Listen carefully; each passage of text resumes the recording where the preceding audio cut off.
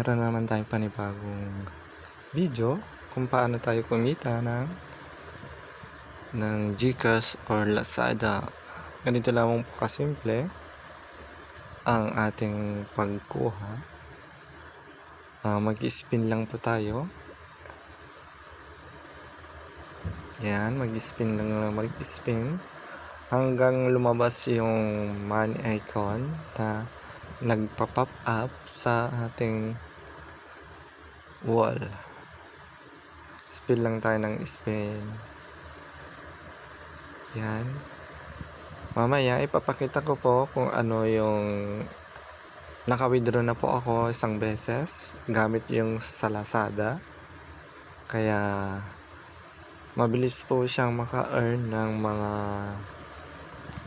rito. Mag-spin ka lang ng mag-spin.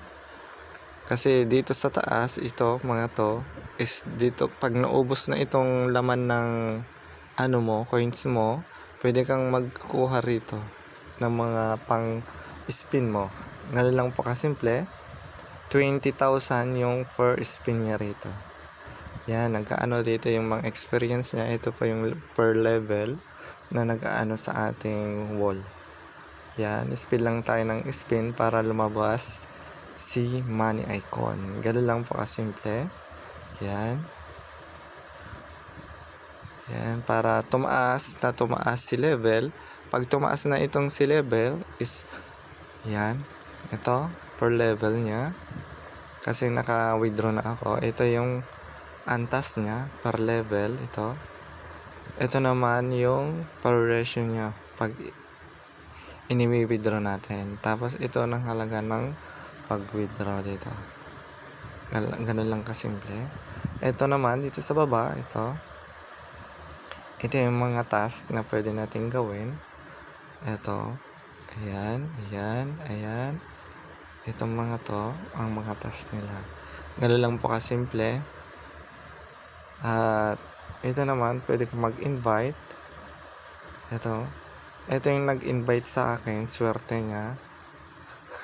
Swerte niya kasi ako yung naging niya. Kasi mabilis po akong ito yung kinikita niya kada kada laro ko. Yan. Kaya swerte yung nagiging invitation sa akin. At ipapakita ko na po kung ano yung na-withdraw ko na. Ito. Yan. Gamit lang si Lazada. Pwede rin si GCash. Ito po yung niya. Ito yung si Lazada is 0.5 yung niya. Yung singil niya sa handling fee niya. Tapos pag may 1 peso ka na, ito pwede mo na siyang i-withdraw. Si GCash naman is 50 pesos ang minimum niya. Tapos 20 pesos ang handling fee niya. So, ibig sabihin, magiging 30 pesos na lang. Ganun lang po kasimple. At ito yung ratio ng ating pag-withdraw. Ito. Ayan. Ito yung mga pag-withdraw natin. Ganun lang kasimple mga kaibigan. At papakita ko na itong na-withdraw ko noong nakaraang araw. Ito po. Dito pindutin natin. Pindot. At ito na nga. Ito na yung na-withdraw ko.